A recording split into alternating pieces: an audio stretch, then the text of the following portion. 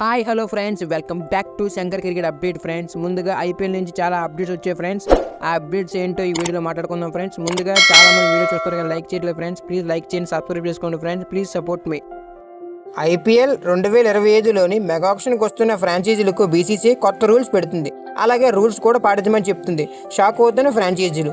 ఆ కొత్త రూల్స్ ఏంటి ఈరోజు వీడియోలో మాట్లాడుకుందాం ఫ్రెండ్స్. ముందుగా మన ఛానల్ని కొత్తగా చూసినట్టే సబ్స్క్రైబ్ చేసుకోండి, పక్కన బెల్ ఐకాన్ ఆన్ చేసుకోండి. ఐపీఎల్ ఫ్యాన్స్ అంటే వీడియోకి లైక్ వేసుకుని ఫ్రెండ్స్, వీడియో చాలా ఇంట్రెస్టింగ్గా ఉంటుంది. ముందుగా వీడియోలోకి వెళ్ళిపోదామా ఫ్రెండ్స్. ప్రపంచంలోనే అనేక రకాల లీగ్స్ జరుగుతున్నాయి.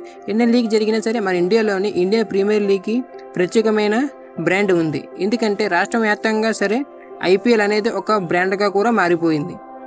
ఇండియన్ ప్రీమియర్ లీగ్ అంటే ఒక పక్కన ఫ్యాన్స్కు ఎంజాయ్మెంట్తో పాటు అలాగే బీసీసీఐకి కాసులు వర్షం కూడా కురిపిస్తూ ఉంటుంది ఇండియన్ ప్రీమియర్ లీగ్. అలాగే ప్రతి సంవత్సరం లాగే ఈ సంవత్సరం కూడా 2025కు మెగా ఆక్షన్కు అన్ని రకాల సూచనలు కూడా సిద్ధమవుతూ ఉన్నాయి. అలాగే ఐపీఎల్ 2025కు ఎన్నో రకాల మార్పులు కూడా ఉంటాయని కూడా చెప్తున్నారు బీసీసీఐ వర్గాలు. అలాగే మార్పులతో పాటు కొత్త రూల్స్ కూడా పెడతామని కూడా అంటున్నారు. జూలై 31న మీటింగ్ అనంతరం కూడా కొత్త రూల్స్ని అనౌన్స్ చేస్తారు. అలాగే మునపట్ల కాకుండా ఈసారి మెగా ఆక్షన్ కొంచెం భిన్నంగా కూడా జరిగే అవకాశం కూడా ఉంది.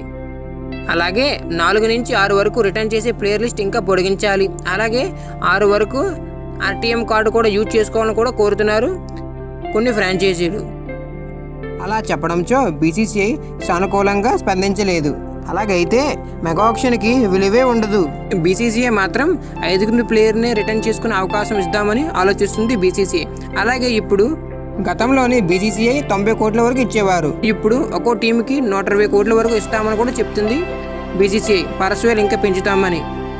అలాగే రైట్ టు మ్యాచ్ కార్డు గురించి ఎలాంటి నిర్ణయం కూడా తీసుకోలేదు. అలాగే రైట్ టు మ్యాచ్ కార్డు విషయం గురించి ఇంకా ఏమీ చెప్పలేను, 31st మీటింగ్లో చెప్తాను కూడా చెప్తుంది బీసీసీఐ.